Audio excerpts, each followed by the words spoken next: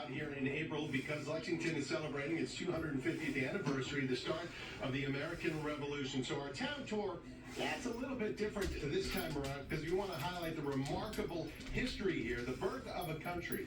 And we do so with two people who take history out of the textbooks for students here in Lexington, and they take it right out onto the battlefield over here where this whole thing got started. It's the place where our history started. The British are coming, the British are coming. And the shot at Lexington heard round the world. Well, as we head up to Lexington, we have something that Paul Revere and William Dawes didn't have. Look at this. GPS telling us when we're going to get there, what road to take. It's a beautiful thing.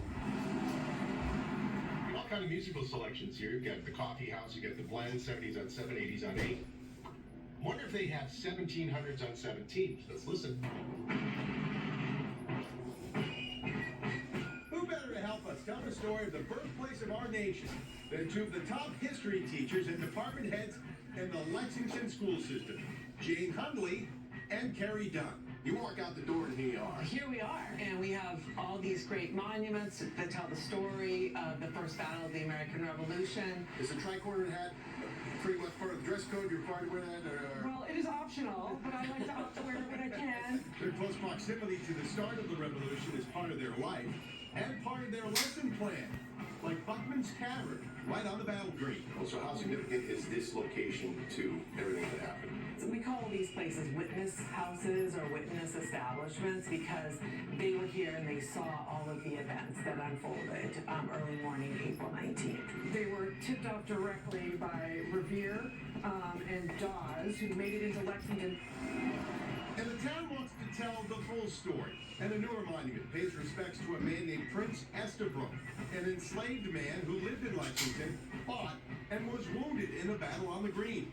He had a musket ball in his shoulder that needed to be dug out after the battle, and he recovered and went on to fight for the duration of the war. But it's important not just to remember Prince Estabrook himself, but that about 10% of the forces fighting in the American Revolutionary War were African American. The famous statue of Captain John Parker, leader of the Lexington militia.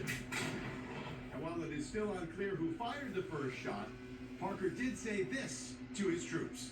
Don't fire unless fired upon, but if they mean to have a war, let it begin here. And so it did. Safe to say, Jane, that this is the most sacred spot here in town, and maybe one of the most sacred for the country. Absolutely. This is where the remains of the militiamen who were killed on April 19th are interred. And if we think about the last line on the monument, the peace, liberty, and independence of the United States of America was their glorious reward. It really is all of our glorious reward. And our thanks to Jane and Kerry, and how lucky is the Lexington school system to have two people like that teaching the kids here in town. They were terrific, and again, our thanks to them. So did we cover it all? No, we do at times.